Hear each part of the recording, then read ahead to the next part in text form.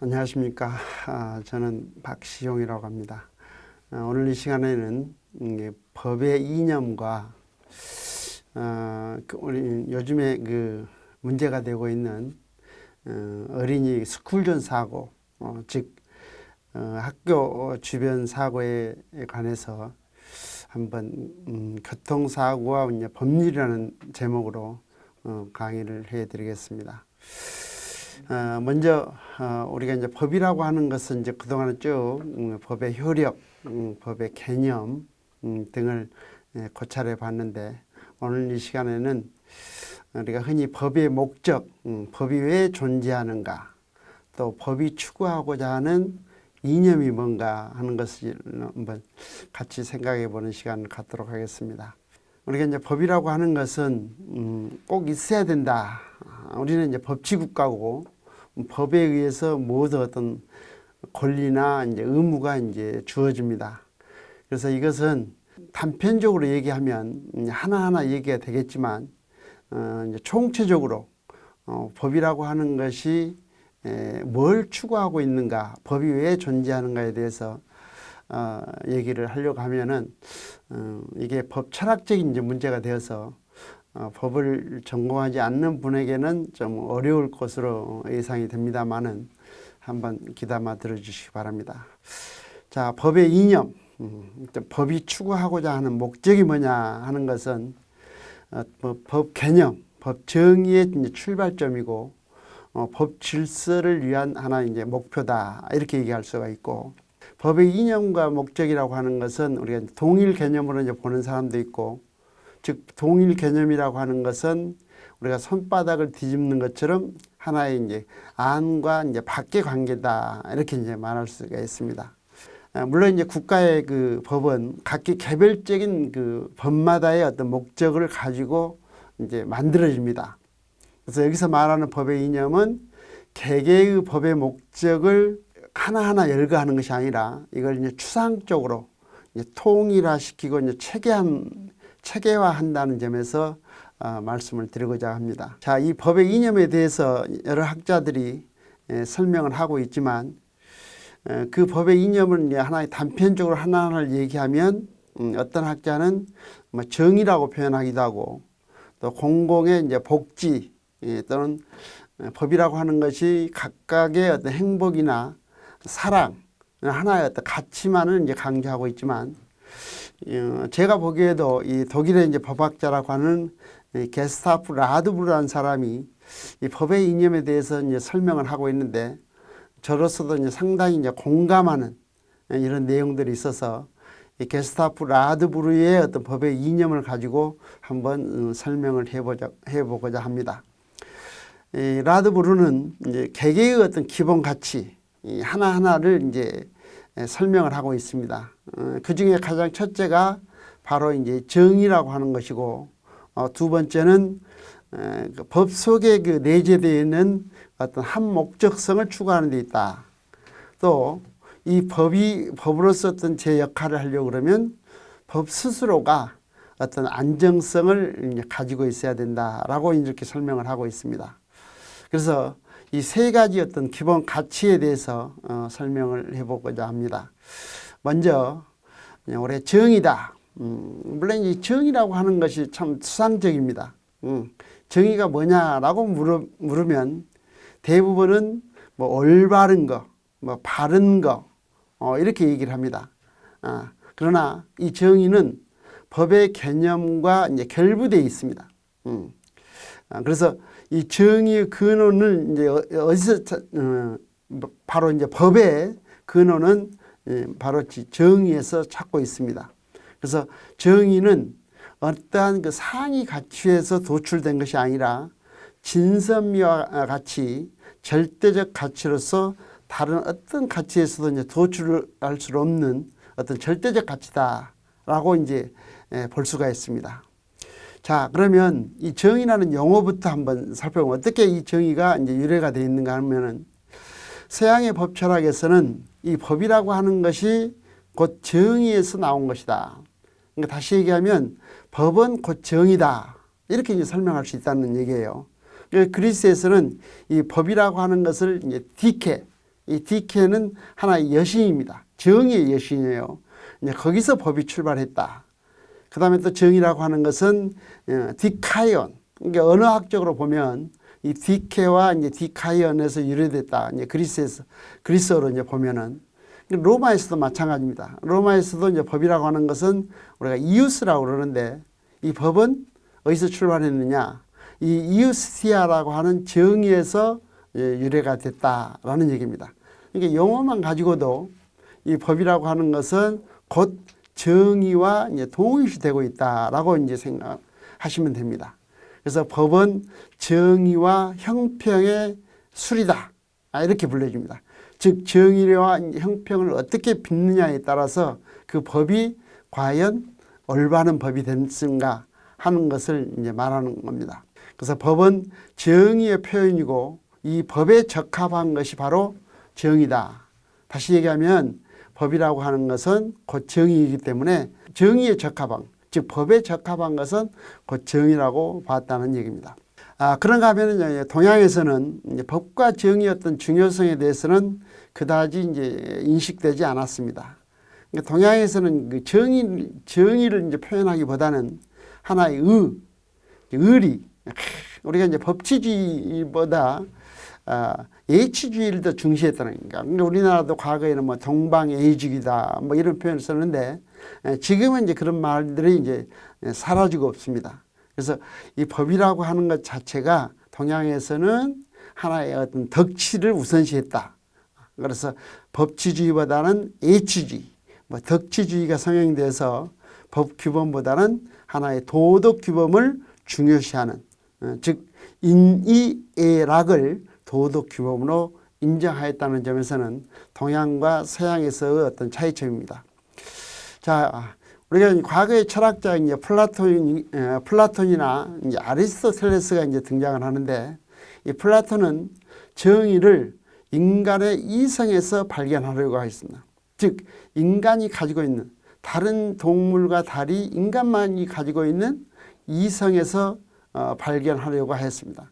그래서 그는 덕을 이 지혜나 용기, 절제, 정의로 나누고 또 정의의 본질이란 곧 공동생활성에서 각인이 자기 분수를 아는 것, 즉 자기의 분수를 지키는 것이라고 봤습니다. 다시 말하면 이 플라톤의 정의관은 계급적 정의이고 정의란 각 계층 간의 어떤 정당한 관계이고 이를 지킴으로써 이성이 지배하여 각자의 직분을 다하고 하층 계급도 이성의 지위를 따르도록 하는 것이었다. 이렇게 이제 우리 플라토닉은 생각을 했다는 얘기입니다. 또한 로마의 저도 이제 가장 공감이 가는 그 정의에 대한 어떤 그 설명이 로마의 어떤 키케로라든가 이제 울피아누스는 이렇게 표현을 했습니다. 정의란 각자에게 그의 것을 주는 것을 정의라고 봤습니다. 그러니까 여기서 각자라고 하는 것은 나중에 설명하겠지만 아리스토텔레스는 평균적 정의라고 하는 것을 누구에게나 공통이라고 생각을 했고 그의 것을 준다는 것은 그의 몫을 준다는 겁니다. 그래서 이걸 우리가 배분적 정의라고 표현을 했습니다. 그래서 오늘날의 국가 권력 관계는 어떤 무시할 수 없는 비중을 차지하게 됐다. 그래서 이런 설명을 우리 피어 칸트라고 하는 사람은 생활관계를 승인관계, 공동사회, 권력관계, 투쟁관계로 이렇게 네 가지로 이렇게 구분을 하였습니다. 이러한 분리에 따라서 보다 발전된 하나의 어떤 이론이라고 하면 헬무트 코잉이라고 하는 사람은 아리스토텔레스가 내린 정의에 관한 개념을 한 차원 더 높게 세 가지로 분리를 하고 있습니다. 차후에 차차 설명을 하겠지만 평균적 정의와 배분적 정의, 보호적 정의로 이렇게 구별을 했습니다.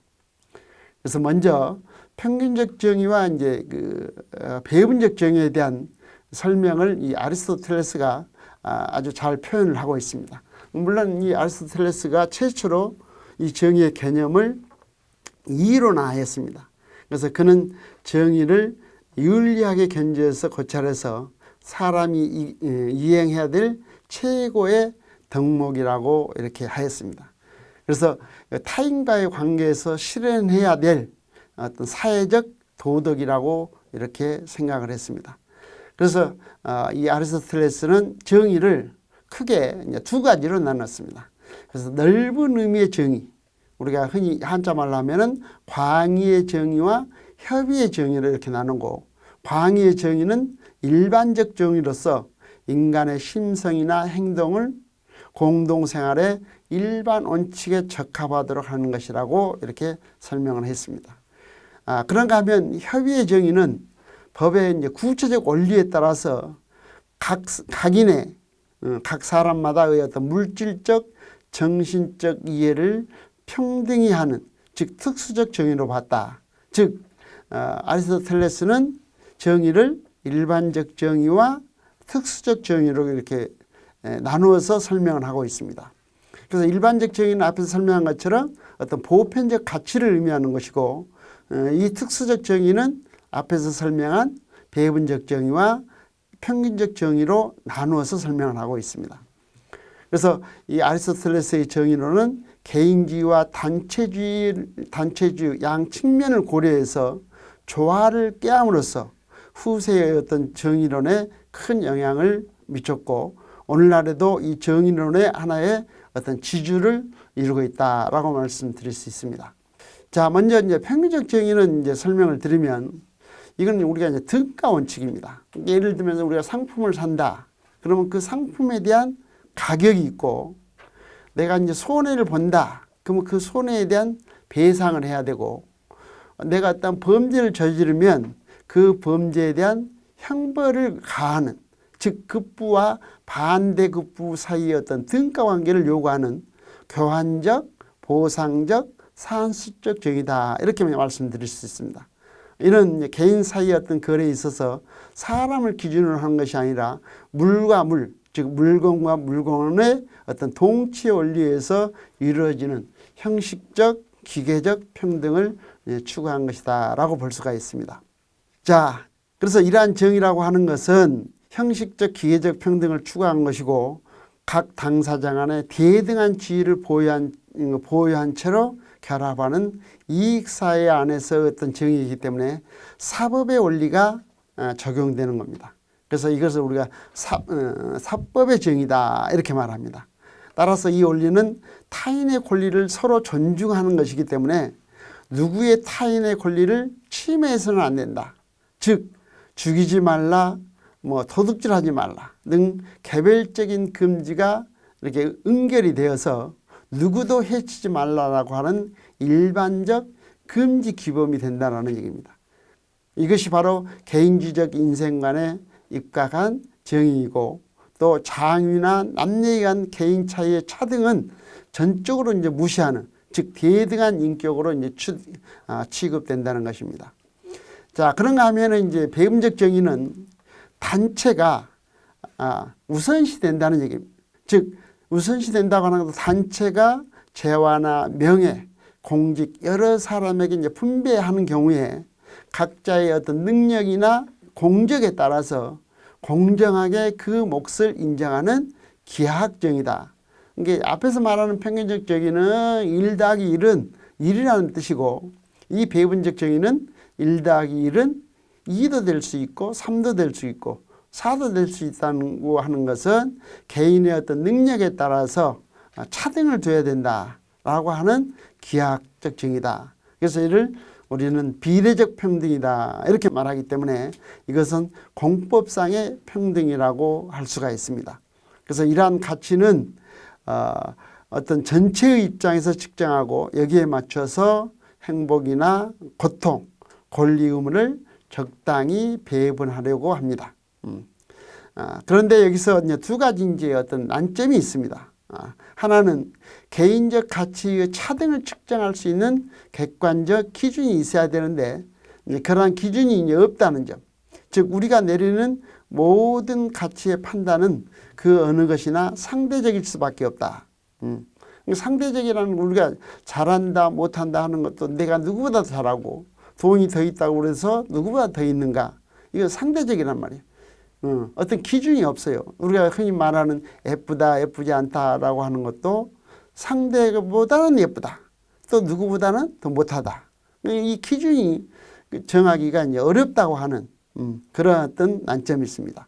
또 다른 하나는 이제 현실적인 어떤 행복이나 고통 속에 정신적인 것과 이제 물질적인 것이 있는데 이게 서로 엉켜 있어서 실제로 우리가 배분할 수 있는 것은 정신적인 것이 아니고 물질적인 것에 이제 국한되어 있기 때문에 순수하게 정신적이나 참된 행복을 배분할 수 없다는 점이 바로 난점에 해당이 됩니다. 그래서 결국 이러한 배분이 이루어진다고 하는 것은 하나의 제도에 의해서 하는 수밖에 없다.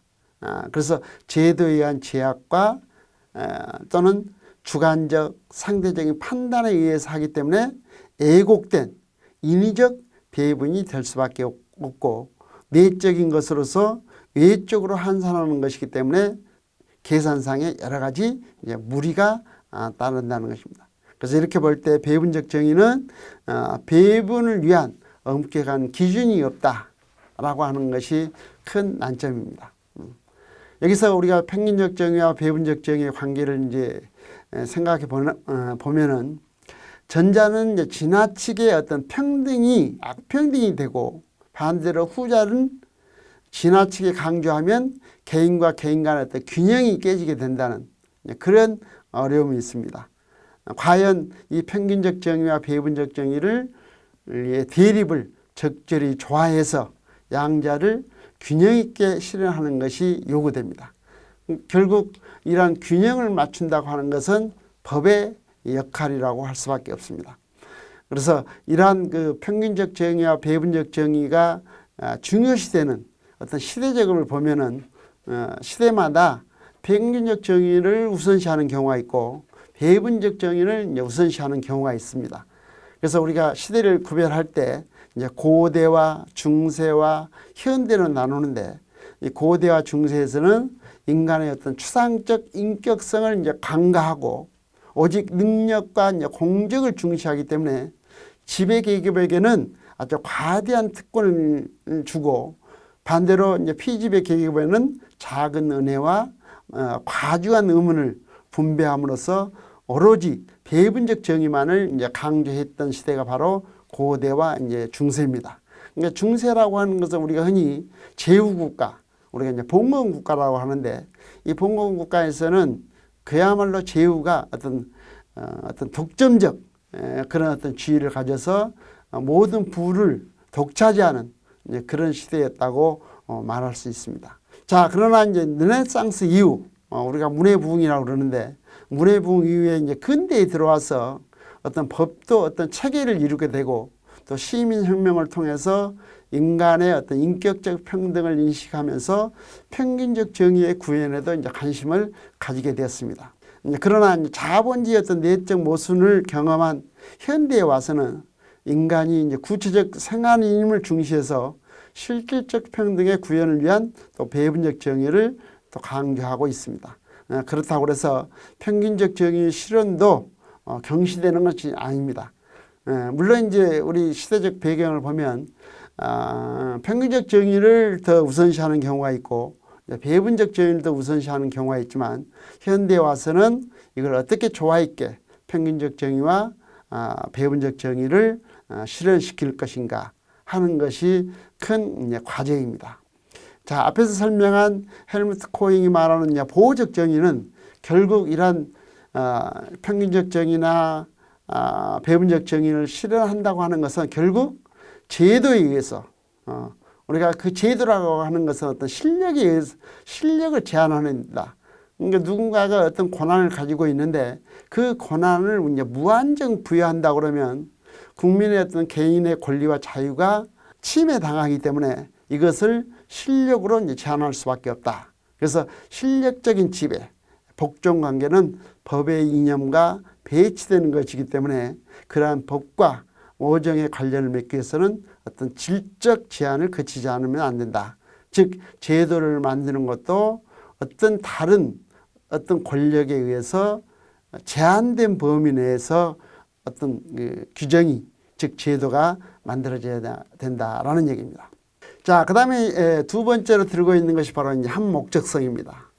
이 말 그대로 이 모든 법이라고 하는 것이 법의 탄생은 곧 목적을 실현하기 위해서 만들어진 겁니다. 근데 과연 그 목적이 합당하느냐 하는 것은 이제 문제입니다. 그러면 그 합당성 여부는 결국 어떤 가치 기준이 있어야 됩니다. 그래서 그 가치 기준에 따라서 한목적성의 여부를 이제 판단하자고 하는 것이 바로 라드부르의 어떤 생각입니다. 저도 이제 그런 생각을 해보는데 이 한목적성이라고 하는 것은 곧 국가가 추구하고자 하는 목적에서 나온다는 얘기입니다. 그래서 법에 있어서 어떤 국가의 법 질서를 어떠한 표준과 가치관에 의해서 구체적으로 제정하고 실시할 것인가를 정하는 원리가 바로 이제 한목적성입니다. 앞에서 설명한 정의는 같은 것은 같게 다른 것은 다르게 취급하는 형식적 이념이면서도 추상적 가치에 불과하고 법의 내용을 구체적으로 지시하지는 못하고 있습니다. 따라서 같은 것과 같지 않는 것을 구별하는 표준을 결국은 다른 곳에서 찾을 수밖에 없다. 그래서 법이라고 하는 것은 본질적으로 국가의 의사이고 국가는 법적 제도이므로 법의 목적은 국가의 목적과 직결된다. 이렇게 말씀을 드릴 수 있습니다. 여기서 그 목적에 맞춰서 형성되고 이제 운영될 것을 요구하고 있는데 그것이 바로 한목적성의 이념이다.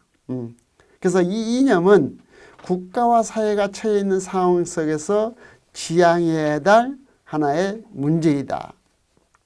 물론 이제 가정에서도 보면 국가에서도 보면 그 어떤 그 지도자라든가 하는 사람이 무엇을 중요시하느냐 하는 것에 따라서 그 집안의 어떤 목적이 이제 달라질 수밖에 없습니다. 그러니까 국가는 바로 이러한 그 목적을 어떠한 것을 국가의 어떤 그 운영이라고 그럴까요? 이런 것은 어디에 두고 있느냐에 따라서 이제 다를 수밖에 없습니다. 그래서 라드부르는 어떠한 처방책이 있는 것이 아니라 국가가 내심에서 어떠한 결단을 내리지 않으면 안 되고 그 결단에 따라서 목표가 정해진다라고 하는 겁니다. 그래서 국가가 어떤 추구하고자 하는 가치관에 따라서 결국 다를 수밖에 없다.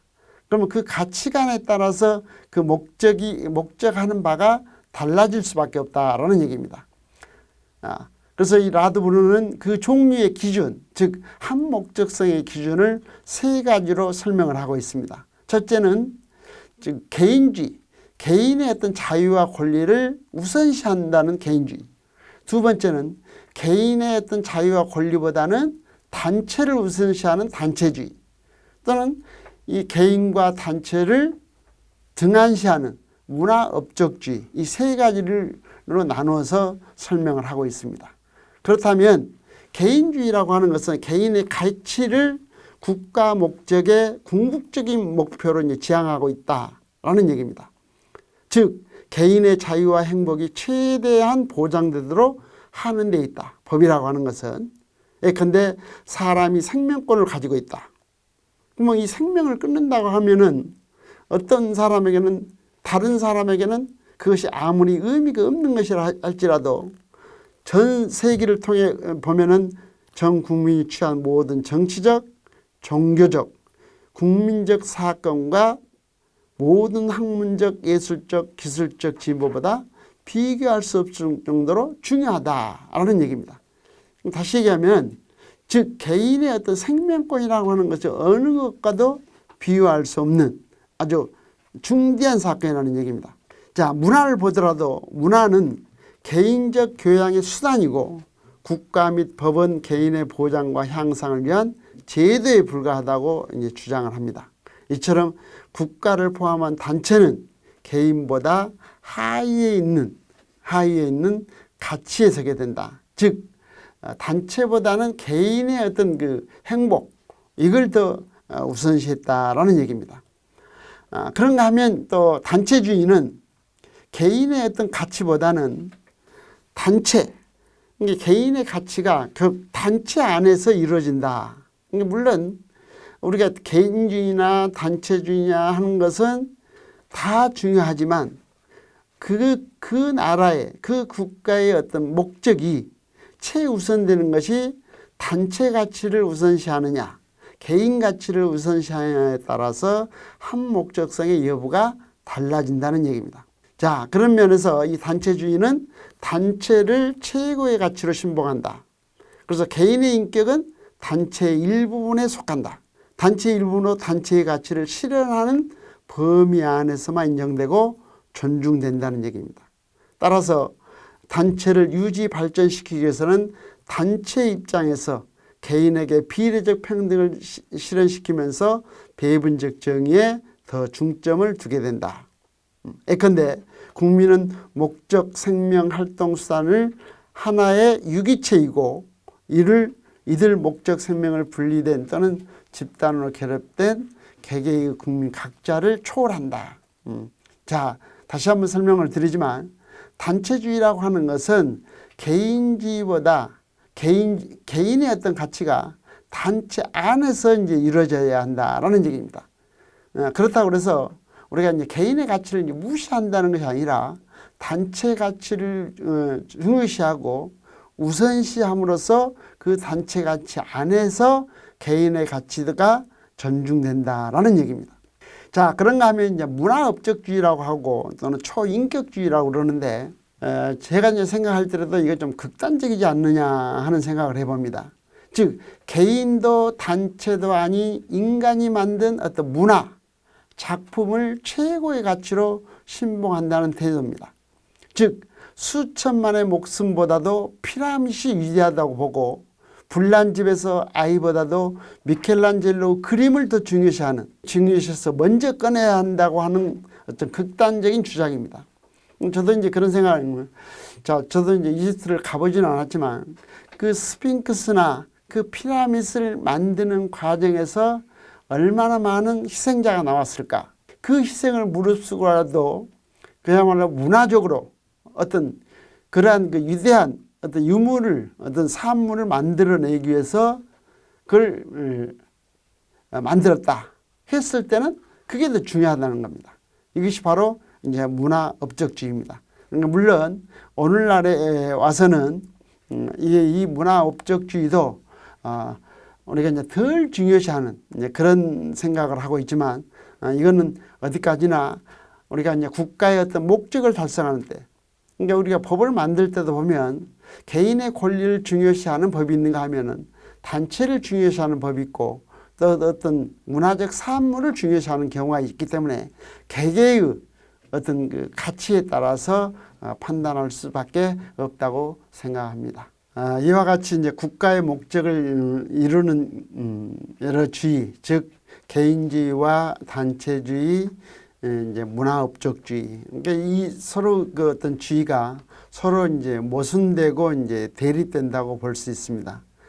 과연 현실적으로 어떤 쪽을 이제 선택할 것인가 하는 것은 각자의 어떤 세계관과 양심에 따라서 이제 상대적으로 정해진다고 보고 있습니다. 결국 그것은 어떤 정당적 견해의 어떤 체계적 전개를 통해서 이제 나타나게 되고, 이 가운데 하나를 선택해서 결정하면 그것을 이제 절대적으로 이제 믿고 이제 밀고 나가야 한다는 것입니다. 이것이 목적 사상의 이제 상대주의다.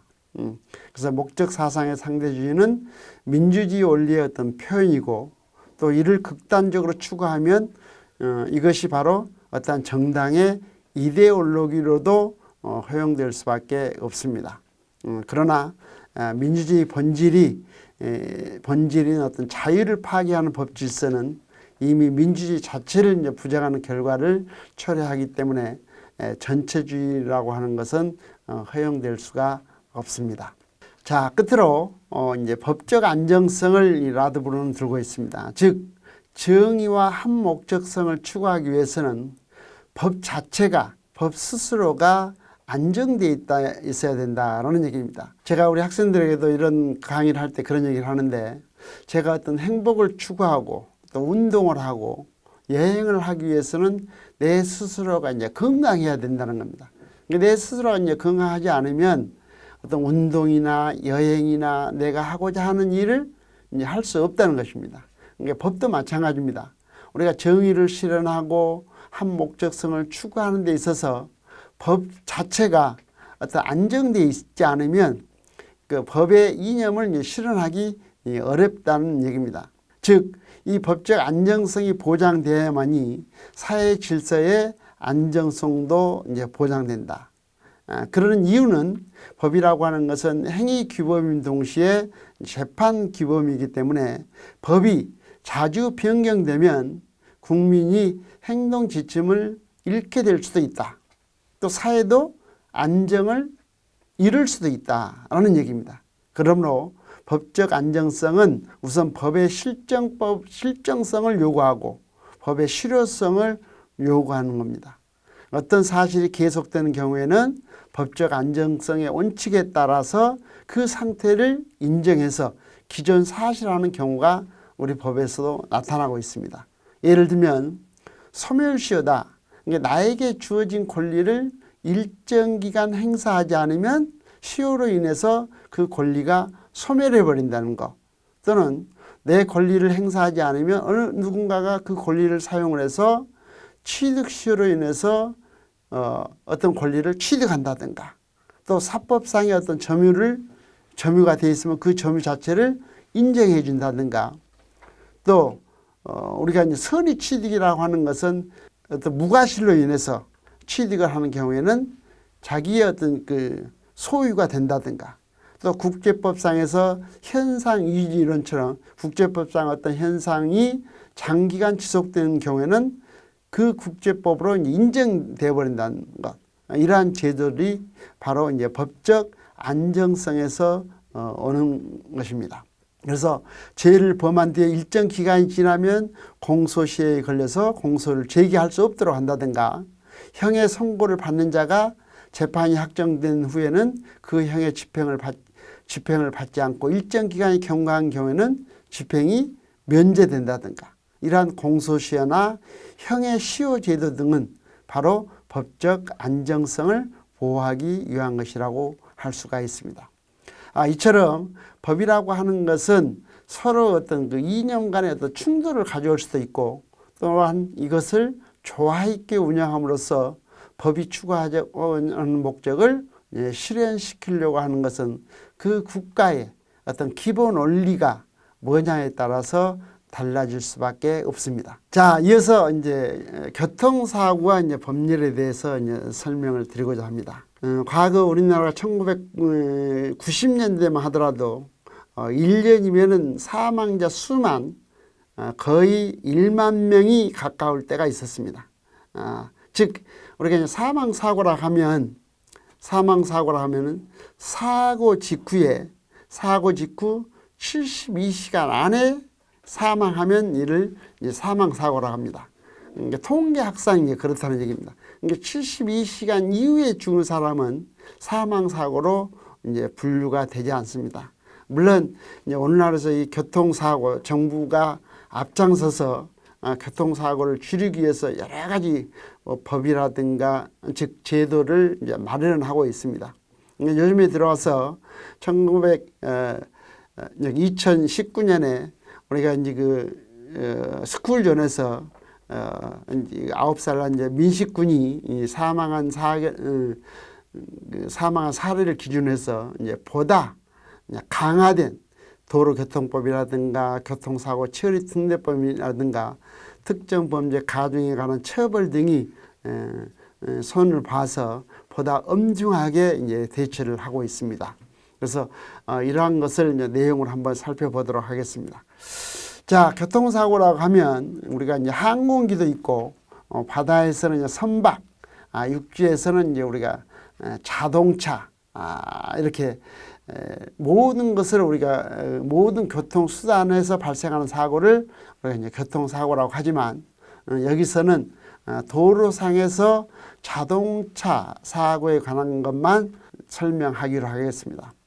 자, 교통사고가 발생하면 사람이 죽거나 다치거나 또는 재물이 손괴된다는 얘기입니다. 따라서 교통사고가 발생하면 세 가지 측면이 문제가 됩니다. 첫째는 행정상의 처분, 특히 사고가 발생하면 구호 의무라든가 반드시 경찰관서에 어떤 신고를 해야 되는 신고 의무라든가 신고 의무를 게을리하거나 하지 않으면 뺑소니로 처벌한다든가 또 형사상의 처벌 문제라든가 또 사고가 발생하면 재물 손괴를 즉 자동차가 망가지기 때문에 민사상의 문제 즉 일반적으로 교통사고가 발생하면 우리가 면허가 취소가 된다든가 면허가 정지가 된다든가 또 형사상의 처벌을 받는다든가 거기에 따른 손해에 대해서 배상을 해야 되는 민사상의 문제 이 세 가지가 발생을 합니다. 그러나 법적으로는 이 세 가지가 각각 별개입니다. 그래서 형사처벌을 받아도 민사적으로 손해를 배상해야 되고 또 형사처벌을 받지 않아도 민사적으로 배상을 해야 되고 또 일정 기준의 이상의 어떤 교통사고 즉 중대사고가 발생하면 행정상의 처분을 받게 됩니다. 자, 먼저 우리가 거의 누구나 우리나라도 거의 자동차 대수가 2천만 대가 넘어서고 2.5명당 한 대꼴로 도로에 가면 항상 도로가 이 자동차로 이렇게 도로가 지금 막히는 이런 현상이 나타나는데 혹시라도 교통사고가 발생나면 누가 가해자고 피해자든 간에 사후조치 즉 다친 사람은 없는가 다친 사람이 있으면 바로 병원으로 후송을 해야 된다든가 해야 되는데 길거리에서 왕왕 보면은 누가 잘했느니 싸우는 그런 현상을 가끔 저도 보게 됩니다. 그래서 싸우는 것은 나중에 싸우더라도 먼저 어떤 구호 의무 그 다음에 두 번째는 신고 의무 이것을 항상 염두에 두고 운전을 해야 될 것으로 생각이 됩니다. 자, 도로에서 일어나는 모든 위험과 장애를 방지하고 제거하고 안전하고 원활한 교통을 확보하기 위해서 운전자는 신호라든가 차선, 속도 등 운전자에게 준수해야 될 여러 가지 의무를 부과하고 있습니다. 그러니까 이러한 의무를 위반한 자는 일정한 벌칙이나 통고 처분을 받게 됩니다. 그래서 운전자가 반드시 해야 될 것이 바로 구호 의무와 신고 의무다. 구호 의무라고 하는 것은 앞에서 설명했던 것처럼 차로 인해서 사람이 사상, 다치거나 죽거나 또는 남의 가게를 들이받아서 물건을 손괴한 때는 사고 차량의 운전자나 그 밖에 사고 차량에 탑승한 승무원은 자기 과실이 있든 없든 즉시 차를 세우고 피해 상황을 확인하고 사상자를 구호하는 데 필요한 조치를 취하는 데 만전을 기해야 됩니다. 만약 구호 조치를 취하지 않고 도주를 하면은 수사 결과 과실이 없다고 판단되더라도 처벌을 받게 됩니다. 즉 구호 조치를 취하지 않으면 5년 이하의 징역이나 1,500만 원 이하의 벌금에 처해진다고 하는 것을 명심해야 됩니다. 또한 구호 조치를 취하지 않냐고 현장에서 도주해버리면 수사상의 도주 차량으로 취급되어서 그 혐의가 인정되면 교통사고 처리 특례법상 형벌 면제 혜택을 받을 수 없을 뿐만 아니라 일반 교통사고와 달리 징역 1년 이상 최고 사형까지 가중처벌을 받도록 되어 있다라는 것. 그 다음에 두 번째로 바로 신고 의무입니다. 이 신고라고 하는 것은 우리나라는 원칙적으로 교통사고가 발생하면 처벌을 받지 않습니다. 그 말은 무슨 말이냐? 피해자와 민형사상의 합의가 이루어지거나 또는 종합보험에 가입되어 있으면 원칙적으로 처벌을 받지 않습니다. 물론 처벌을 받는 경우를 예외로 인정을 하고 있다는 얘기입니다. 그래서 반드시 우리가 처벌을 받는 상황이든 처벌을 받지 않는 상황이든 구호 조치가 끝나면 지체 없이 경찰이 현장에 있으면 그에게 현장에 없을 때는 가까운 경찰관서에 반드시 신고를 해야 되고, 자기가 신고를 할 수 없는 상황이라고 그러면 다른 사람에게 신고를 부탁하여도 됩니다. 그래서 여기에 신고를 부탁할 때 사항은 사고가 일어난 위치, 또 사상자 수, 부상의 정도, 또 손괴한 물건, 손괴 정도, 그 밖의 조치 사항 등을 참작을 해서 그러한 내용을 우리가 신고를 해야 된다.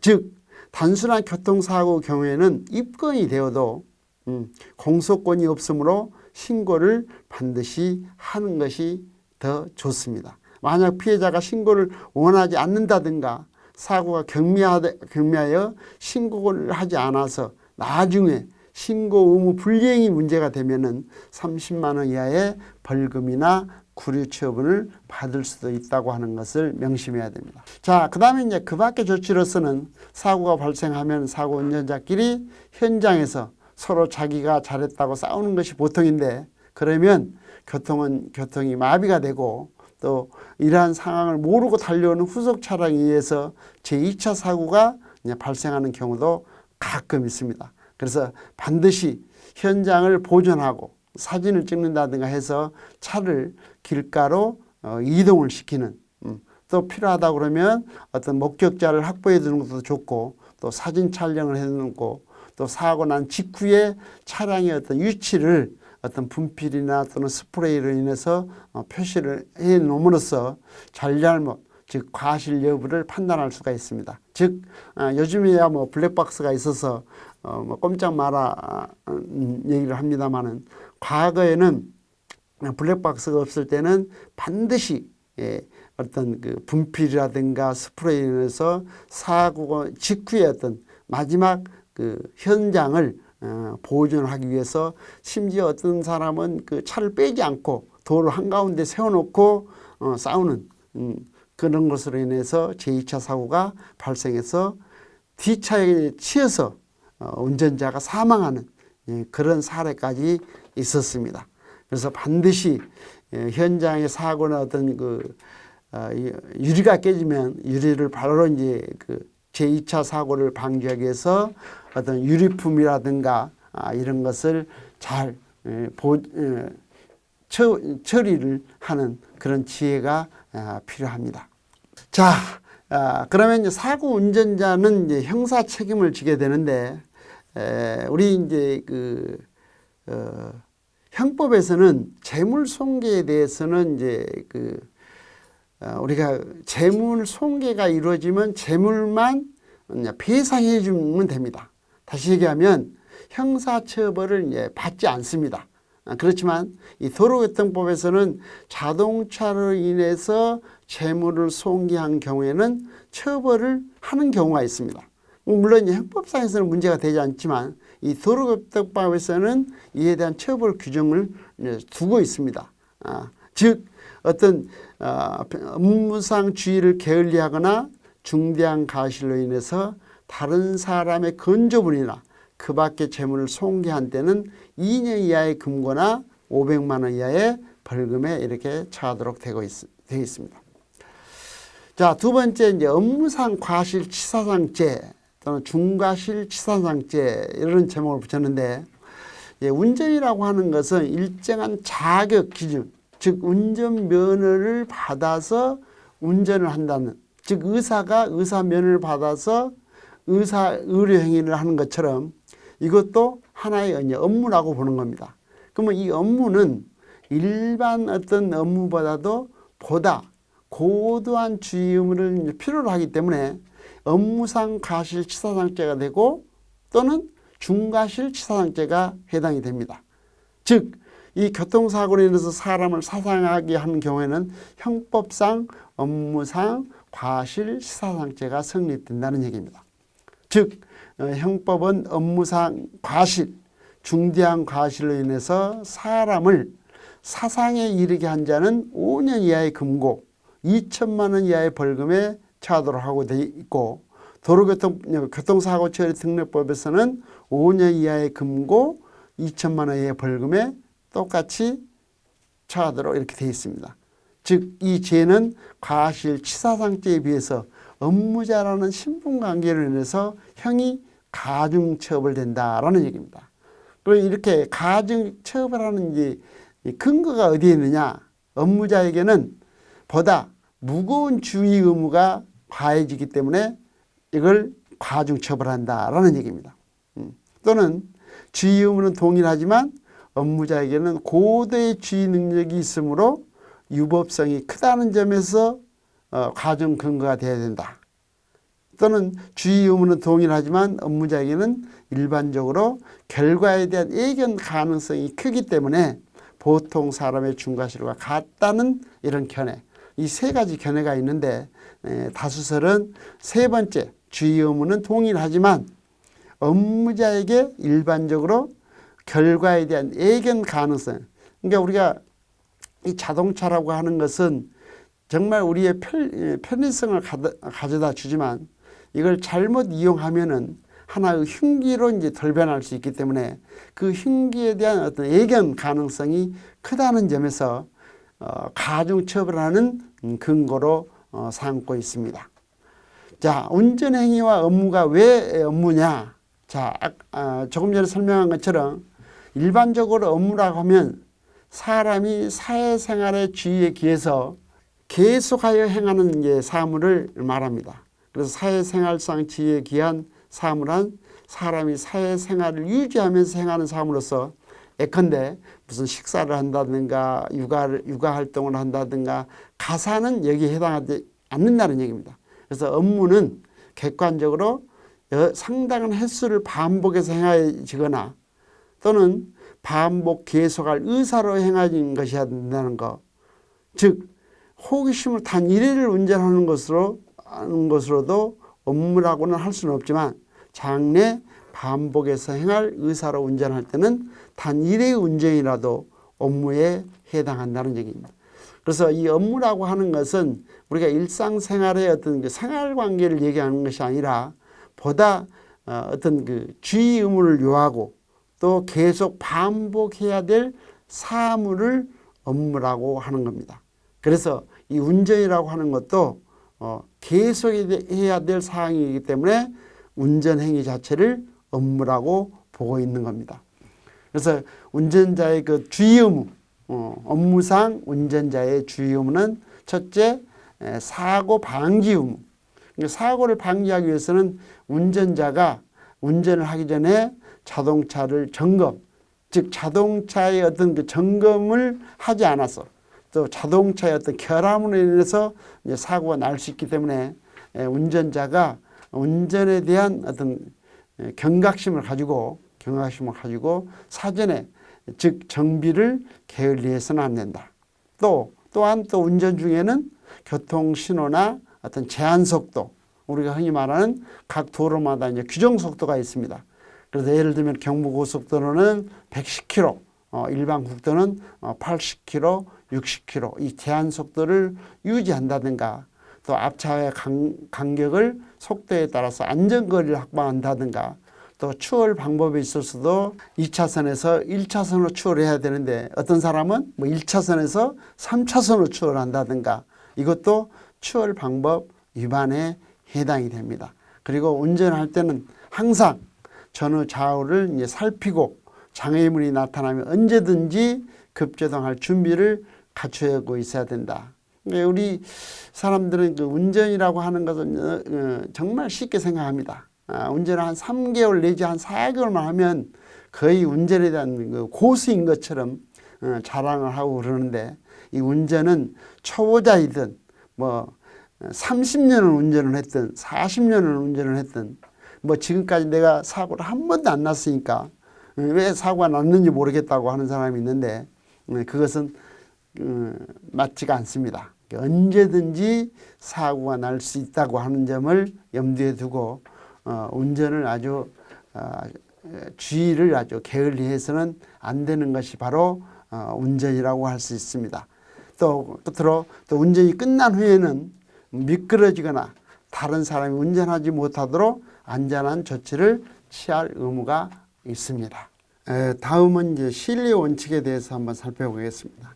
이 자동차 사고에 있어서 사고 자체는 이제 형사 책임은 이제 과실을 이제 전제로 하고 있습니다. 이 과실이란 이제 주의 의문을 이제 위반하는 것을 말하고, 그것은 어떤 객관적 기준에 의해서 이제 결정된다고 할 수 있습니다. 그러나 현대 사회에 있어서는 생활상 발생하는 어떤 불가피한 어떤 위험은 과실 결정 기준에 있어서 이제 고려돼야 한다는 점이죠.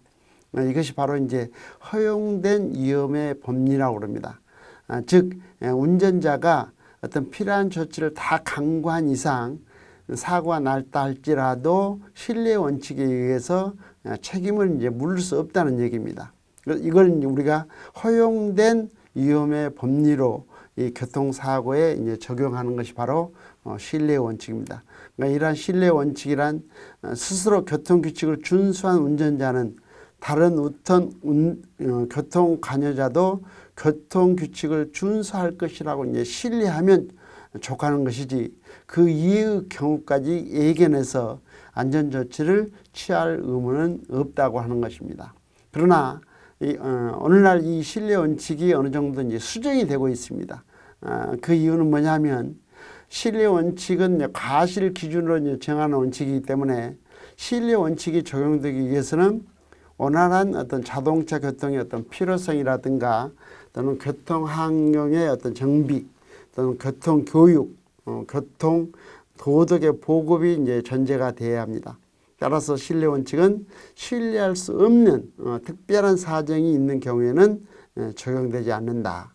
우리 대법원 판례를 보더라도 자동차 대 자동차, 자동차 대 자전거 사이의 사고에 대해서는 이 원칙을 엄격하게 적용해서 상대방 자동차가 어떤 신호나 또는 우선권, 차선을 위반한 경우에는 피해자의 과실이 없다고 하고 있으나, 자동차가 사람을 친 경우에는 아직 이 원칙을 철저히 적용하지 않고 있습니다. 그렇지만 고속도로라든가 자동차 전용도로에서 사람을 치상한 경우, 또는 6km를 지나는 사람을 친 경우, 길가에 서 있던 사람이 갑자기 튀어나와서 충격을 가한 경우 등에는 운전자에게 과실이 없다고 해서 이 원칙의 적용 범위를 확대하고 있습니다. 자, 이 운전이라고 하는 것이 지금까지 이제 설명한 것을 보면, 이 운전은 고도의 주의를 필요로 하는 업무상 이제 과실죄로 이제 보고를 있지만, 이와 또 반대로 이 운전자의 어떤 그 처벌상의 어떤 특혜를 주고 있다고 하는 것이 있습니다. 즉 피해자가 이제 처벌을 원치 않으면 이제 처벌하지 않는다. 그러니까 우리가 폭행죄라고 하는 것도 당사자 간의 어떤 합의만 있으면 폭행죄는 처벌을 하지 않습니다. 마찬가지로 운전자가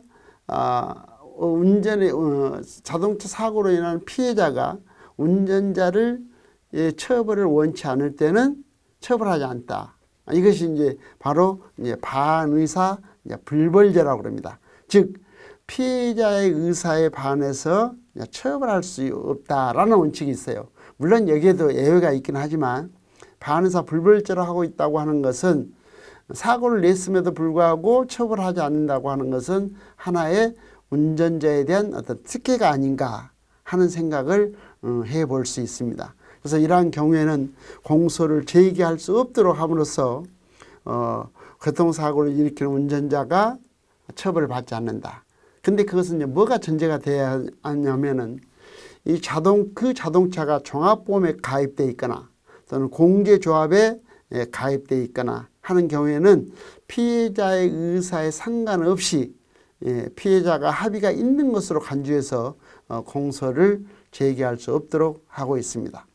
자, 그 다음에 이제 합의라고 하는 것은 민형사상의 이제 합의라는 말을 하는데, 우리가 민사상의 합의가 이루어지면 형사적 처벌까지는 이제 원치 않는다라는 뜻입니다. 이것은 피해자가 처벌을 원치 않는다는 의사표시를 1심 판결 선고 전까지만 하면 됩니다. 즉 재판 도중에 합의가 되어 처벌을 원치 않는다 하면 재판부는 공소를 기각하고, 또 1심 판결 선고 후에는 피해자가 처벌을 원치 않으면 유죄 판결을 하되 어떤 정상 참작을 할 수도 있고. 그래서 이처럼 합의는 형사상 합의, 민사상 합의가 있는데 전자는 형사상 합의는 가해자의 처벌을 원치 않는다는 내용의 어떤 피해자 측의 감정을 감안해서 형사처벌을 참작하는 것이고, 후자 즉 민사상의 책임은 일정한 금액을 받고 손해배상을 청구를 포기해서 사건을 종결시키는 것을 의미합니다. 또 재물 피해자가 법인인 경우에는 그 법인의 대표자나 그 밖에 위임을 받은 자가 의사표시를 하면 됩니다. 즉 누구든 처벌 불원의 의사표시는 조건 없이 행해져야 되기 때문에 조건부라든가 법대로 처리해 달라든가 하는 것은 의사표시는 처벌 불원의 의사표시가 아닙니다. 자, 그다음에 이제 끝으로 이제 그 형사처벌, 우리가 예외 사유라고 그러는데, 제가 앞에서 설명했던 것처럼 피해자와 민형사상의 합의가 이루어지거나 종합보험에 가입돼 있으면 처벌이 이제 면제되는 것을 원칙으로 정하고 있습니다. 그렇지만 이에 반해서 예외적으로 이러이러한 경우에는 처벌한다라는 얘기입니다. 아마 여러분이 들어봤을 거예요. 12대 중과실이다. 과거에는 11대 중과실이었는데 이제 12대 중과실이라는 것이 우리 도로교통법이라든가 교통사고 처리특례법에 규정되어 있습니다. 즉 종합보험에 가입되어 있거나 피해자와 민형사상 합의가 이루어졌다 할지라도 12대 중과실에 해당이 되고, 피해자가 사망한다든가 또 피해자가 어떤 중대한 중상해를 입었다든가 또는 가해자가 도주, 우리가 흔히 말하는 뺑소니를 했다든가 또는 음주 측정을 거부했다든가 하는 경우에는 예외적으로 처벌을 하고 있습니다. 먼저 이제 피해자가 이제 사망한 경우입니다. 자, 피해자의 그 교통사고에 있어서 사망사고라 하면 가해자의 과실로 사고 시각으로부터 72시간 안에 피해자가 이제 죽는 것을 우리가 사망사고라고 부릅니다. 지금 오늘날에 와서는 1년에 사망사고가 한 3천여 명밖에 안 됩니다. 가장 많을 때는 제 기억으로는 1999년도에 1만 명을 이제 초과한 사례가 있었는데, 지금은 한 3, 4천 명 정도로 이렇게 사망사고가 늘었습니다. 그래서 이처럼 사망사고가 늘은 것은 차량의 대수도 이제 늘어난 것도 있고, 또 그만큼 또 운전자의 어떤 경각심이라든가 사고에 대한 어떤 여러 가지 어떤 제도적 장치라든가 이걸로 인해서 사망자 수가 절반 이상으로 줄었다고 봅니다. 자, 그러나 이제 피해자의 어떤 고의나 일방적 과실로 인해서 피해자가 사망한 경우에는 어떠한 경우라도 처벌을 면치 못한다. 물론 피해자가 죽으려고 자살하려고 뛰어든 경우라든가 또 자동차 전용도로에서 사망한 사고라든가 또 육교 밑을 지나가다 사망한 경우라든가 이런 경우에는 운전자에게 책임을 이제 묻지 않습니다. 그렇지만 일반적인 어떤 과실에 의해서 고의로서 사고를 낸 경우는 당연히 처벌을 받겠지만, 그렇지 않는 경우는 일반적으로 피해자가 이제 사망을 하면 어떠한 경우라도 사망에 대한 처벌을 받는다 하는 얘기입니다. 그래서 업무상 과실, 중대한 과실로 인해서 사람을 사상에 이르게 한 자는 5년 이하의 금고, 2천만 원 이하의 벌금에 처해지도록 되어 있다. 그러니까 이만큼 자동차로 인해서 사람을 죽게 하는데도 불구하고 죽게 했는데도 일반적인 사고인 경우에는 5년 이하의 금고밖에 안 된다는 것이 어떻게 보면 다른 범죄와 형평성에 이제 맞지 않느냐, 아마 이런 얘기가 이제 나올 수 있습니다. 물론 예외적으로 스쿨존에서 사망 사고가 나면은 이건 별개의 문제입니다. 그래서 일반 도로에서 사고가 나는 경우에는 5년 이하의 금고, 2천만 원 이하의 벌금에 처해진다. 자, 그다음에 이제 두 번째로 이제 도주, 일명 우리가 뺑소니라고 하는 건데, 이 뺑소니라고 하는 것은 그 사고 현장을 이제 벗어나는 경우, 과거에 이제 판례도 보면은 사고 현장을 이제 100m를 벗어났다가 다시 돌아온 경우가 우리 판례상에서 도주로 인정된 사례가 있습니다. 이처럼 그 사고 현장에서 즉시 구호문을 하지 않는 이상 뺑소니로 본다고 하는 것을 명심을 해야 됩니다. 그래서 만약에 뺑소니로 처리가 되면 뺑소니가 처리가 되면은 1년 이상의 유기징역 또는 사형까지, 이제 제가 좀 말씀 잘못했더니 5년 이상의 징역하고 사형 또는 이제 무기까지 이렇게 하도록 되어 있습니다. 그러니까 일반적인 사망 사고라고 그러면 잘해봐야 뭐 길어봐야 5년이고 또 초범이고 여러 가지 정상이 참작이 되면 뭐 집행유예로 풀려날 수 있음에도 불구하고 그 사고 현장을 떠남으로 인해서 5년 이상 사형 무기까지 처해질 수 있다는 것을 명심을 해야 됩니다. 자, 그 다음에 세 번째는 이제 중상해입니다. 이 중상해라고 하는 것은 우리 판례상 인정된 것인데, 과연 이제 중상이라고 하면 어느 정도냐? 3주 이상의 치료를 필요로 하는 의사의 진단이 있는 경우를 말하는데, 꼭 3주 이상이어야 되냐 하는 것도 이렇게 약간의 어떤 그 유도리가 있기 때문에 중상해라고 이제 법관이, 즉 판사가 본 경우에는 이런 경우에도 형사처벌을 이제 면치 못한다. 물론 이제 헌법재판소에서 결정한 그 중상해라고 하는 것은 생명에 대한 위험이 발생하거나 또 피해자를 어떤 불구나 또는 불치나 난치의 질병에 이르게 한 경우라든가 하는 경우, 또는 검찰에서는 제시한 중상해 판단 기준을 보면은 생명의 유지에 불가결한 뇌라든가 주요 장기에 대한 중대한 손상 또는 사지 절단 등 신체의 어떤 주요 부위의 상실 또는 중대 변형, 시각, 청각, 언어, 생식 기능 등 중요한 신체 기능의 어떤 영구적 어떤 상실, 이런 것을 가져오는 경우에 중상해로 보고 있습니다. 즉 피해자가 중상해인 경우에도 처벌을 이제 면치 못한다라는 얘기입니다. 그 다음에 네 번째가 바로 이제 음주 측정을 이제 거부하는 경우입니다.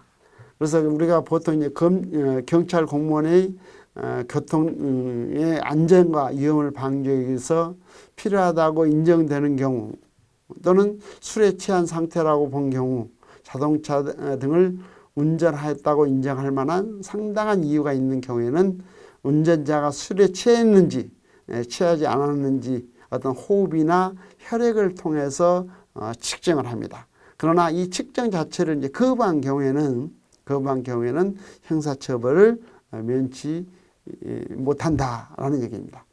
자, 즉 우리가 이 형사처벌이 원칙적으로 면제가 되지만 앞에서 설명한 이 네 가지와 그 다음에 이제 12대 중과실이라고 하는 것이 있습니다. 통칭상 16가지에 해당하는 사고인 경우에는 형사처벌을 받을 수밖에 없다라는 얘기입니다. 그래서 12가지의 어떤 12대 중과실에 대해서 간단하게 이제 살펴보겠습니다.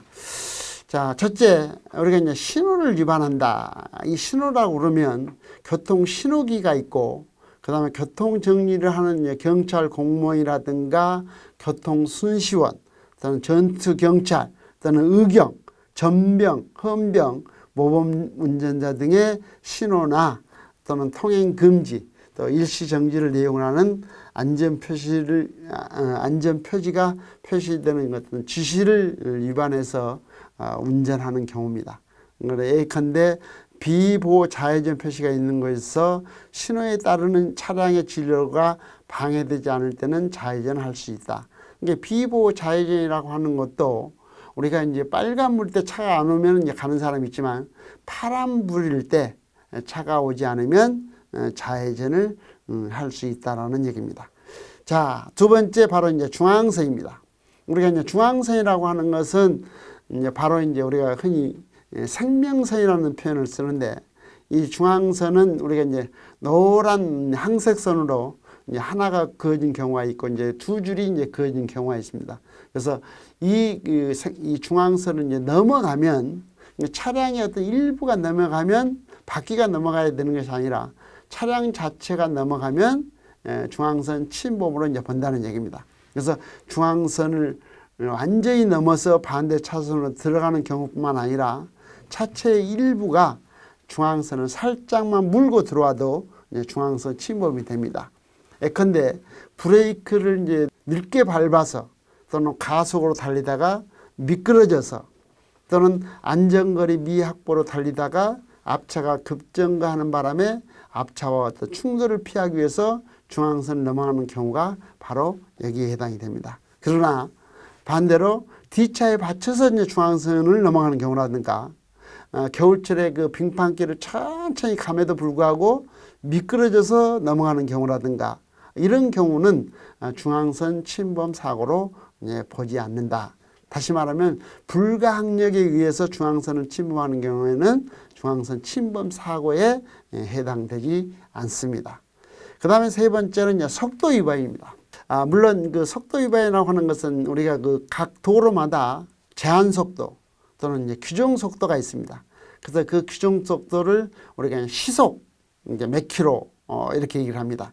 그래서 이 도로는 시속 60km가 이제 상한선이고 이 도로는 시속 80km 또는 100km, 110km 이렇게 규정 속도가 정해져 있습니다. 그래서 100km 구간에서 20km를 초과해서 즉 100km 구간에서 120km를 초과 여기는 이상이 아닙니다.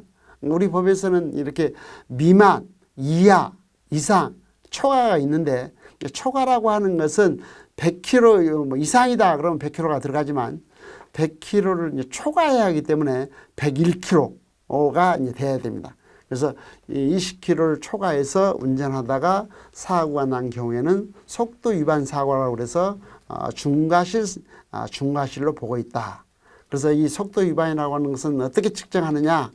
물론 운전자의 어떤 자백에 의해서 또는 스키드 마크에 의해서 또는 스피드건이라든가 타코메타 어떤 기록이라든가 또는 요즘 말하는 어떤 블랙박스라든가 이런 것을 통해서 제한 속도를 그 규정 속도보다 20km를 초과해서 운전하다가 사고를 나는 경우에는 형사처벌을 면치 못한다라는 얘기입니다. 자, 그 다음에 네 번째는 우리가 이제 추월 방법 위반인데 앞에서도 언급했듯이 우리가 앞서가는 차를 추월하기 위해서는 반드시 좌측 차선을 이용을 해서 추월해야 됨에도 불구하고 우측 차선을 이용을 해서 이제 추월하는 경우가 이제 저도 이제 운전을 하면서 이제 가끔 보게 되는데 이것이 바로 추월 위반입니다. 그래서 추월은 반드시 주행 차선의 좌측 차선을 이용을 해서 추월을 한다든가 또 추월 금지 구간에서 운전한다든가. 그래서 우리가 추월 금지 구간은 우리가 그 하얀 선으로 실선으로 되어 있습니다. 그래서 실선으로 되어 있는 것은 주로 지하도라든가 또는 터널이라든가 또는 다리라든가 이런 곳에서는 점선으로 되어 있지 않고 실선으로 되어 있습니다. 그럼에도 불구하고 그 터널에서도 뭐 이렇게 추월하는 차가 있고 또는 뭐 지하차도라든가 또는 그 다리라든가 즉 추월 금지 구간에서도 이제 추월하는 경우 바로 추월 위반에 해당이 됩니다. 자, 그다음에 다섯 번째는 이제 건널목 통과 방법 위반입니다. 이 건널목이라고 하는 것은 우리가 이제 도로와 이제 철길이 이제 교차되는 것이 바로 이제 건널목 통과입니다. 그래서 모든 차는 철길 건널목을 통과하고자 할 때는 반드시 건널목 앞에 있는 1단 정지를 해서 안전함을 확인한 후에 통과를 해야 됩니다. 오늘날은 거의 모든 그 철도 건널목에 차단가 있고 또 차단을 하는 그 또 순시원이 있긴 합니다만은 간혹 이제 없는 곳에서 기차가 옴에도 불구하고 그걸 기차보다 빨리 통과할 것이라고 예상하고 통과하다가 자동차와 기차가 충돌하는 사고가 가끔 있습니다. 그래서 우리가 이제 1분 빨리 가려다가 이제 50년 빨리 가는 그런 일이 없도록 해야 하겠습니다. 그 다음에 이제 횡단보도 횡단보도 위반 사고입니다. 그래서 이 횡단보도는 보행자가 보호 의무를 위반해서 일으킨 횡단보도 사고라고 하는데 이제 신호등이 없는 횡단보도에서는 횡단보도 선이 이제 그어져 있는 곳에서는 보행자와 이제 부딪히는 경우는 이제 반응합니다. 그래서 이 보행자의 어떤 보호 의무를 위반해서 횡단보도 사고를 일으키는 경우, 만약에 신호등이 있는 경우에는 신호 위반에 해당이 되고, 신호등이 없는 경우에는 횡단보도 사고에 해당이 됩니다. 자, 그 다음에 이제 7번째, 무면허 운전입니다. 이 무면허는 이제 면허를 취득하지 못하고 운전하는 경우를 우리가 무면허 운전이라고 합니다. 가끔 이제 뉴스에 보면 뭐 초등학생이 아버지 차를 가지고 운전을 하는 경우도 이제 왕왕 있는데, 이 운전이라고 하는 것은 일정한 어떤 자격을 가진 사람만이 할 수 있습니다.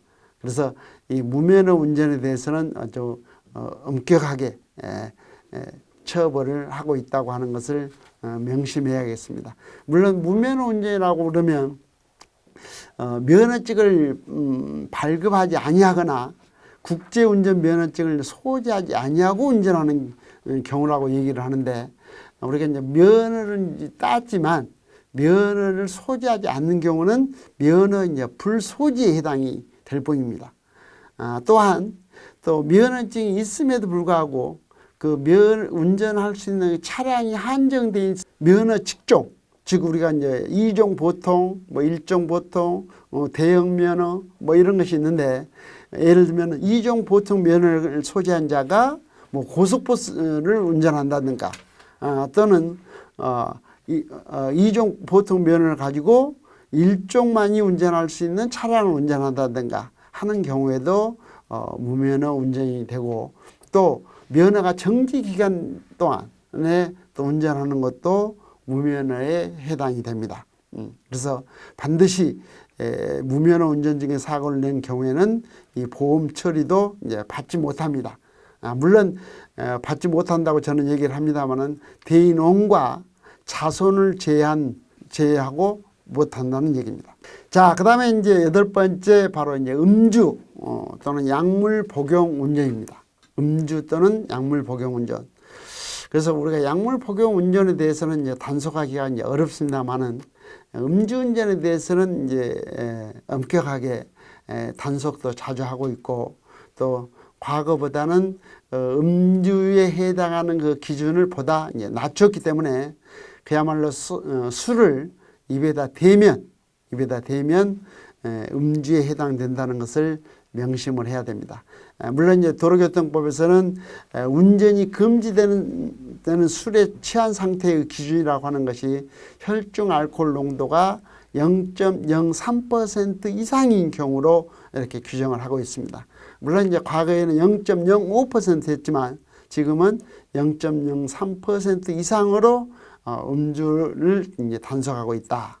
그래서 음주한 상태에서 운전할 경우에는 판단 능력이라든가 또는 운동 능력, 또 순간적인 어떤 대처 능력이 떨어져서 사고가 발생할 가능성이 아주 높습니다. 그래서 여러분은 술을 한 잔만 마시더라도 운전을 하지 말아야 될 것입니다. 그래서 음주운전으로 이제 적발이 되면 운전자는 보험료도 인상이 되고, 또 자기 부담과 같은 민사책임, 또는 5년 이하의 징역, 2천만 원 이하의 벌금 같은 형사책임, 또 운전면허 정지라든가 운전면허 취소라든가 하는 행정처분을 져야 된다는 것을 명심해야 됩니다.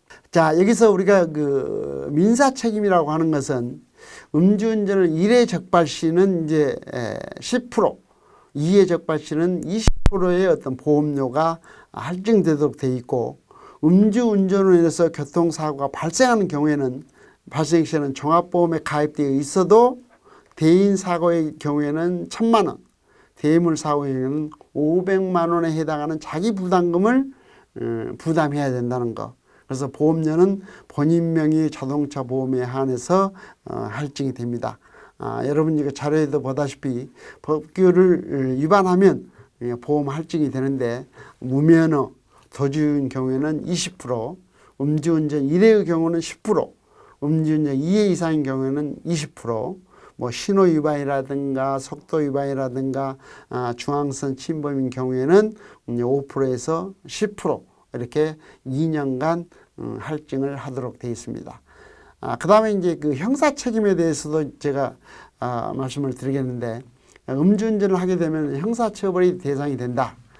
도로교통법에서 단순 음주 경우가 있고, 또 5년 이하 단순 음주 경우에는 5년 이하의 징역이나 2천만 원 이하의 벌금, 또 음주운전으로 사람을 다치게 하는 교통사고를 일으킨 경우에는 특정 범죄 가중 처벌 등에 관한 법률에 의해서 부상인 경우에는 1년 이상에서 15년 이하의 징역, 또 1,000만 원 이상에서 3천만 원 이하의 벌금, 사망사고인 경우에는 무기 또는 3년 이하의 징역을 처하도록 되어 있다.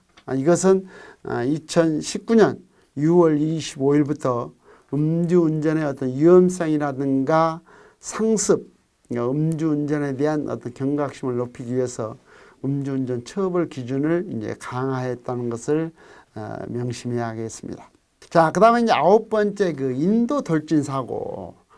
보통 우리가 차도와 인도가 이제 구별되어 있는 공간에서는 인도를 지나서 어떤 주차장으로 들어간다든가 또는 어떤 주택으로 들어간다든가 이런 이제 사례가 있는데, 이제 그런 경우와 이 차마의 운전자가 보도와 차도가 이제 구분된 도로에서는 차도로 운행을 해야 됩니다. 근데 보도가 설치된 도로의 보도를 침범하거나 또 보행자의 어떤 통행을 방해하거나 또 횡단 방법을 위반하는 경우에 우리가 인도 돌진 사고라고 합니다. 그래서 보도와 차도가 구분된 도로에서는 차나 이제 말은 차도를 통행해야 되고, 또 차마가 보도를 횡단할 때는 일단 정지를 하고 보행자의 통행을 방해하지 말아야 합니다. 10번째, 승객의 그 추락 방지 의무 위반입니다. 모든 우리 법에 보면 모든 차 또는 노면 전차 운전자는 운전 중 타고 있는 사람 또는 타고 내리는 사람이 떨어지지 아니하도록 하는 방지 의무를 위반해서 운전하다가 승객이 사상한 경우를 우리는 계문발차 사고라고 합니다. 그래서 운전자는 그 승객이 이제 추락하지 않도록 방지를 해야 되는데, 이를 위반해서 추락하는 사고가 발생하면 바로 이제 12대 중과실에 해당이 된다는 얘기입니다. 그래서 따라서 운전자는 운전 중에 타고 있는 사람, 타고 내리는 사람이 떨어지지 아니하도록 하기 위해서 문을 정확히 닫는 등 필요한 조치를 다해야 된다는 얘기입니다. 그리고 11번째, 이제 어린이 보호구역 사고, 흔히 요즘 가장 논란이 되고 있는 이 스쿨존 사고인데, 앞에서 설명했던 그 민식이법을 보더라도 그 민식군의 사망으로 인해서 어떤 국가가 여러 가지 어떤 그 교통사고 방지를 위해서 어떤 설치를 강화한다든가, 또 스쿨존 안에서 운전자의 어떤 주의 의무를 이제 보다 이제 강화했다는 점이 바로 이제 작년 즉 2020년 3월 25일부터 시행을 하고 있습니다. 즉 운전자는 어린이 보호구역 내에서 통행 속도를 이제 30km 이내로 어린이 안전에 유의하면서 운전을 해야 된다. 이를 위반해서 어린이의 신체를 상해를 이르게 하는 경우에는 처벌을 하도록 돼 있고, 여기서 만약에 사망사고를 낸다든가 할 때는 특정 범죄 가중 처벌에 의해서 아주 중한 벌을 내리도록 하고 있습니다. 끝으로 이제 하물의 그 추락 방지, 앞에서 설명한 것은 승객의 추락 방지고, 가끔 고속도로에서 뭐 어떤 철골이 떨어져서 뒤에 오는 차 또는 옆에 가는 차가 그야말로 날벼락을 맞는 그런 사고가 왕왕 발생을 합니다. 그래서 하물을 그 싣고 다닐 때는 그 하물이 떨어지지 않도록 철저하게 아주 묶는다든가 또는 덮개를 씌운다든가 어떤 고정 장치를 확실히 해야 되는데, 이를 소홀히 해서 사고가 났을 때는 형사처벌을 하도록 이렇게 하고 있습니다. 물론 여기에는 하물의 어떤 적재 그 승차 인원이라든가 적재 중량이라든가, 그러니까 예를 들면 자동차가 뭐 10톤 차량인데 뭐 15톤을 싣고 간다든가, 뭐 이런 과적 차량을 이제 단속을 통해서 여러 가지 그 안전장치를 이제 강구하고 있습니다. 그래서 적재 차량 용량에 대해서도 대통령령으로 정하는 운행상의 안전 기준을 넘어서 승차시키거나 적재한 상태로 운전을 해서는 안 된다는 얘기입니다. 그 다음에 이제 사고 운전자와 이제 민사 책임입니다. 지금까지는 이제 사고 운전자에 대한 형사 책임에 대해서 살펴봤는데, 사고 운전자가 이제 과실로 인해서 상대방에게 어떤 손해를 끼쳤을 때는 여기에 이제 민사 책임을 집니다. 이 민사 책임이라고 하는 것은 우리 민법상의 750조에 고의나 과실로 인해서 타인에게 손해를 끼친 경우에는 이를 배상해야 된다. 그러니까 우리가 흔히 그 법을 모르는 사람은 내가 벌을 받았는데 왜 굳이 손해배상까지 해야 되느냐라고 이제 말하는 사람이 이제 가끔 있는데, 민사와 형사는 별개라는 것을 아셔야 됩니다. 그래서 내가 구속되지 않고 집행유예를 풀려났다고 해서 피해자가 손해배상을 받지 못하는 것은 아닙니다. 즉 형사처벌은 형사처벌대로 받고 또 손해배상은 손해배상대로 해야 된다는 것을 명심을 해야 됩니다. 자, 이 자동차 사고라고 하는 것은 하나의 어떤 불법행위에 해당이 됩니다. 앞에서 설명했던 것처럼 불법행위라고 하는 것은 우리 민법 750조에 불법행위의 내용에 관해서 규정을 하고 있습니다. 즉 고의 또는 과실로 인한 위법행위로 타인에게 손해를 끼친 경우에는 이를 배상해야 된다. 이때 불법행위로 인한 손해는 가해자가 이를 배상해야 되는데, 불법행위가 되려고 그러면 일정한 요건을 갖춰야 됩니다. 첫째는 가해자에게 고의나 과실이 인정되어야 되고, 가해자가 고의 과실을 부인하면 피해자가 이를 입증을 해야 됩니다. 두 번째는 가해자에게는 책임 능력이 있어야 된다. 즉 우리가 불법행위라고 하는 것도 가해자가 자기의 행위의 어떤 그 행위에 대해서 어떤 위법성을 느끼고 또 거기에 대한 어떤 비난 가능성을 인식할 수 있을 정도가 돼야 되는데, 즉 인식할 수 없는 사람에게는 책임을 이제 물을 수 없다는 얘기입니다. 그래서 가해자에게는 책임 능력이 있어야 된다. 과연 책임 능력은 몇 살이냐, 이걸 이제 불법행위 능력이라고 하지만 보통 책임 능력은 한 14세 뭐 이렇게 일정치가 않습니다. 물론 우리 민법에서는 몇 살 이상이다 이런 규정이 없어요. 그래서 어느 정도 판단 능력이 있고 그 행위에 대해서 어떤 비난 가능성을 알고 있다 그러면 책임 능력이 있는 것으로 보고 있습니다. 그 다음에 세 번째, 가해 행위가 이제 위법해야 됩니다. 위법해야 돼. 가해 행위가 불가항력에 의한 것이라든가 적법행위라고 그러면 여기에 대해서 불법행위 책임을 지지 않습니다. 또한 가해 행위와 손해 사이에는 인과관계가 있어야 된다. 그래서 그 가해 행위로 인해서 손해가 발생하는데 그 가해 행위와 손해 사이에는 상당한 인과관계가 있어야 된다는 요건이 필요합니다. 물론 학설상으로는 상당한 인과관계가 있어야 된다. 인과관계가 있는 것만은 부족하고 어떤 밀접한 진정한 관계가 있어야 된다는 요건이 필요합니다. 여기에 대해서 보다 이제 구체적으로 설명을 드리자 그러면 운전자의 이제 고의 과실이다. 고의라고 하는 것과 이제 과실이라고 하는 것이 우리 국어사전식 설명하고 법에서 말하는 고의하고는 이제 차이가 있습니다. 고의라고 하는 것은 내가 어떤 일을 실행에 옮기는데 그 실행의 결과로 인해서 어떠한 결과가 발생할 것이라는 것을 예견하고 실행하는 상태를 우리가 고의라고 합니다. 그러니까 우리가 고의라고 그러면 뭐 일부러, 과실은 뭐 실수로 이렇게 말하는데, 과실은 물론 부주의지만 그 주의를 태만히해서 결과 발생을 미리 인식하지 못하고 이를 행하는 심리 상태다 이렇게 말합니다. 그래서 내가 예상하는 결과와 이제 다른 결과가 발생한다든가 내가 예상하지 않는 결과가 발생한다든가 하는 경우가 바로 이제 과실에 해당이 됩니다. 그래서 우리 민법은 불법 행위에 관해서는 과실 책임주의를 원칙으로 하고 있고, 그렇지만 교통사고에서는 이 원칙이 그대로 적용되지는 않습니다.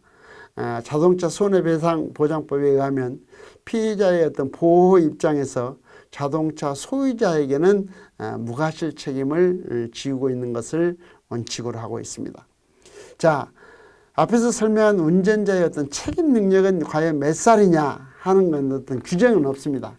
물론 형사 책임은 형사 미성년자라고 해서 14세 미만자에게는 형사 책임을 이제 묻지 않습니다. 즉 형사 처벌을 하지 않습니다.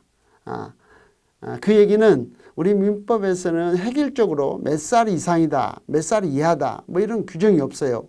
그래서 일반적으로는 의사 능력이 있고 또 어느 정도 판단 능력이 있으면 책임 능력을 이제 갖췄다고 볼 수가 있습니다. 물론 제가 앞에서 14세라고 그랬지만 케이스에 따라서는 뭐 12세도 되고 12세 이하도 될 수 있다는 것을 말씀드립니다. 자, 그 다음에 세 번째 운전행위의 어떤 유법성입니다. 적법행위로 인해서 타인에게 손해를 끼치면 이게 이제 우리가 손실보상이라고 해서 이제 공법이 적용이 되지만 유법행위로 인한 경우에는 반드시 손해배상을 해야 된다. 자, 다시 얘기하면 적법행위로 인하여 타인에게 손해를 끼쳤다더라도 불법행위는 되지 않습니다. 적법행위이기 때문에. 그렇지만 유법성이라고 하는 것은 법률상 허용되지 않는 행위다. 그 행위가 법 질서에 이제 반하는 것을 말합니다. 보통 위법행위라고 하더라도 일정한 사유가 있는 경우에는 위법성이 이제 조각됩니다.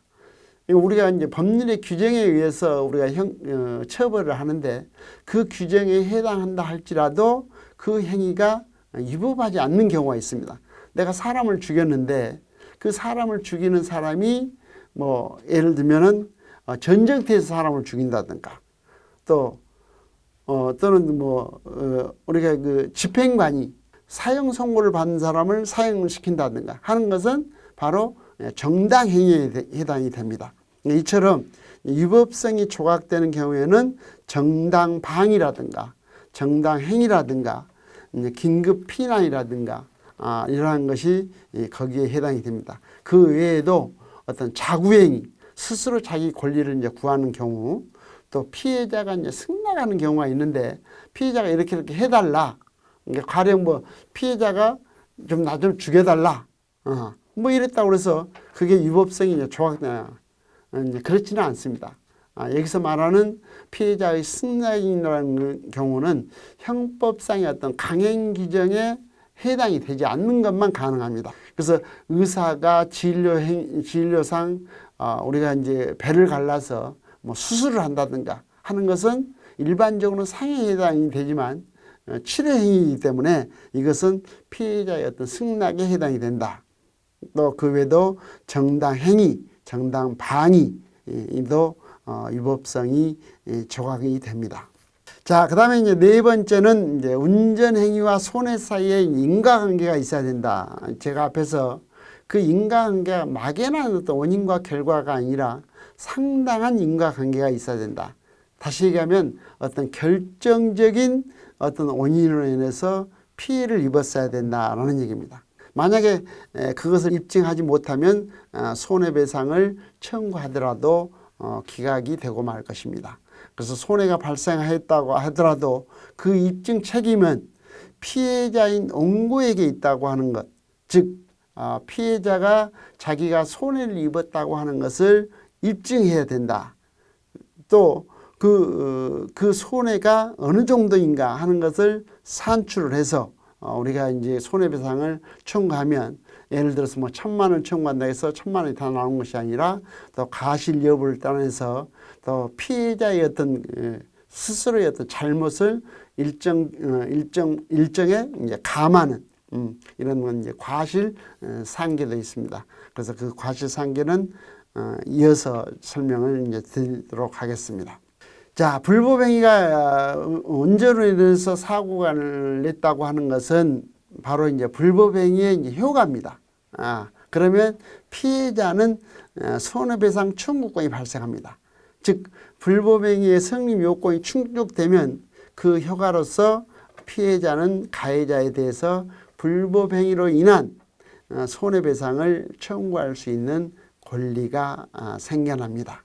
그래서 위법행위가 되면은 그 위법행위 예방을 위해서 가해자에게 요구할 수 있는 예방 청구권이 있고, 또 침해하려고 그러면 침해 제거 청구권이 있고, 이처럼 입법 정책상의 어떤 문제로서 일정한 경우에만 제한적으로 침해 배제 청구권도 인정하고 있습니다. 그래서 교통사고 경우에는 손해배상 청구권만을 인정하고 있다. 다시 말하면 앞에서 말한 침해 제거 청구권이라든가 침해 예방 청구권은 직접 발생하지 않고, 교통사고는 침해 배제, 침해를 배제, 제한적으로만 침해 배제 청구권을 인정하고, 교통사고에 있어서는 손해배상 청구권만을 인정하고 있습니다.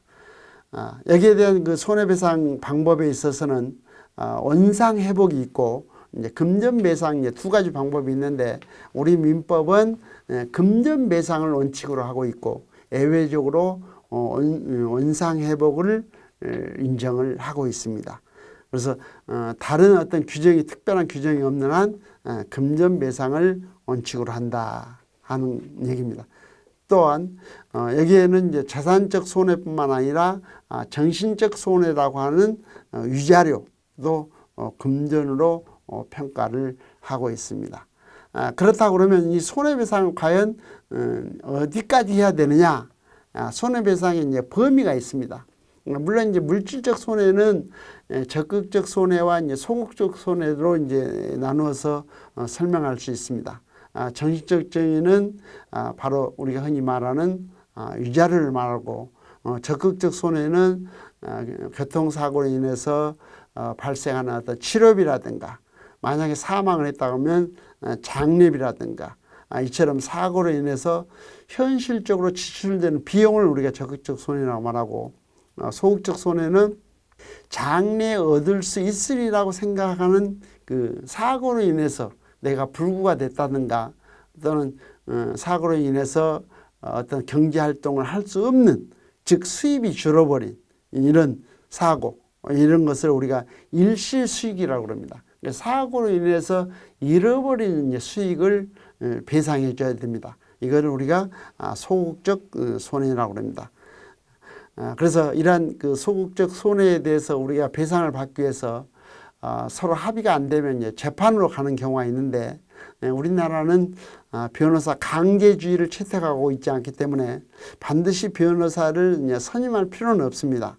그렇지만 변호사를 선임을 하면 아무래도 손해배상을 받을 수 있는 그 금액이라든가 이런 것에 약간 차이가 있을 수 있습니다.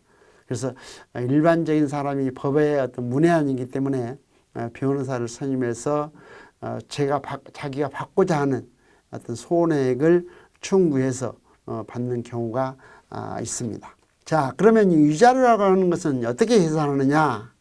교통사고로 인해서 내가 경제활동을 할 수 없음으로 인해서 얻을 수 있는 수익을 어떻게 또 계산할 것이냐?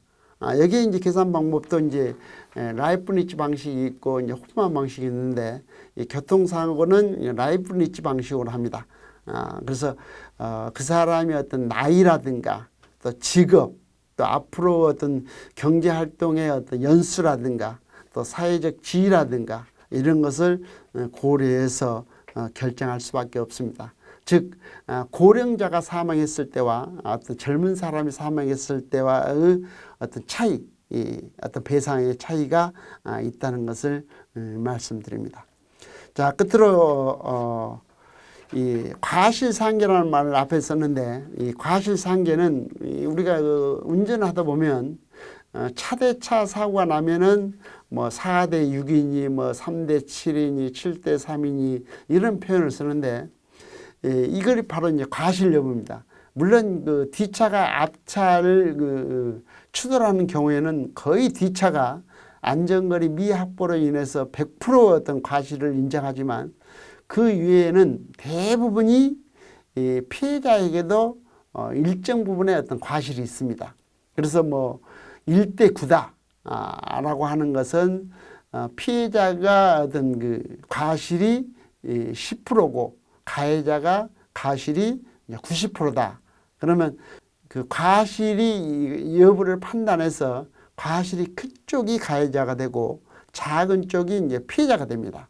그래서 이 과실상계라고 하는 것은 피해자의 어떤 피해 정도의 어떤 중대성에 비해서 비추어서 피해자에게 잘못이 있는 경우에는 피해자가 피해의 전부를 배상하도록 하는 것은 공평하지 않기 때문에 피해자의 잘못 정도를 만큼 배상액을 감하는 것을 우리가 이제 과실상계라고 합니다. 과실상계.